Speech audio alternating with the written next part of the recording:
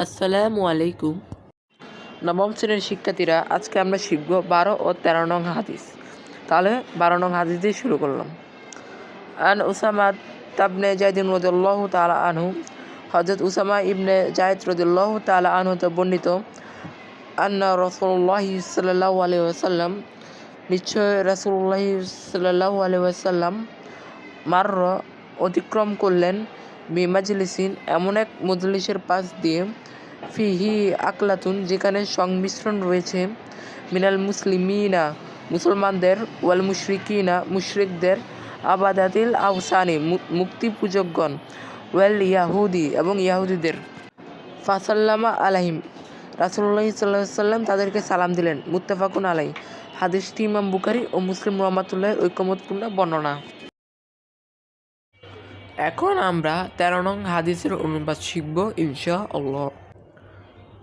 আন আবি সাঈদ কুদরি রাদিয়াল্লাহু তাআলা আনহু, হযরত আবু সাঈদ কুদরি রাদিয়াল্লাহু তাআলা আনহু হতে বর্ণিত, আনিন নবী সাল্লাল্লাহু আলাইহি ওয়াসাল্লাম, তিনি নবী করিম সাল্লাল্লাহু আলাইহি সাল্লাম হতে বর্ণনা করেন, ক্বালা, নবী করিম সাল্লাল্লাহু আলাইহি সাল্লাম ইরশাদ করেছেন, ইয়াকুম তোমরা বিরত থাকো, ওয়াল জুলুসা বিতুরকাতি রাস্তায় বসা হতে। ফাকালু সাহাবায়ে কেরাম আরজ করলেন, ইয়া রাসূলুল্লাহ, হে আল্লাহর রাসূল, মালানা মিন মাজালিসিনা বুদ্দুন, আমাদের তো রাস্তায় বসা ছাড়া আর কোনো উপায় নেই। নাতাহাদ্দাসু ফিহা, আমরা সেখানে প্রয়োজনীয় কথাবার্তা সমাধান করি।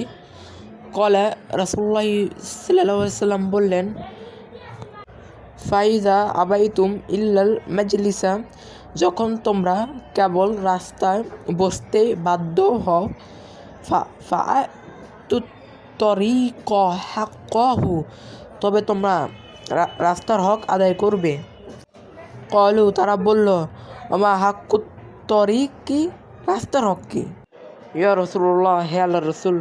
ক্বালা, রাসূলুল্লাহ সাল্লাল্লাহু আলাইহি ওয়াসাল্লাম বললেন, ও অবনমিত রাখো, ওয়া কাফুল আদা, কষ্টদায়ক বস্তু সরিয়ে ফেলা, ওয়ারাদ্দুস সালাম, সালামের জবাব দেওয়া, ওয়াল আমরু বিল মা'রুফ, ভালো কাজের আদেশ করা, ওয়ান নাহয়ি আনিল মুনকার, মন্দ কাজ হতে নিষেধ করা।